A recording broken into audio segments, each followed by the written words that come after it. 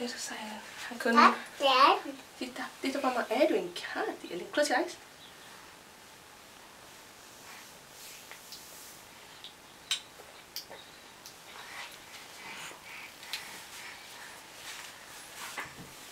Elin, får jag se?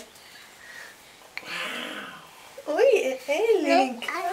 Mamma, blåsa. Blåsa, ja. Okej.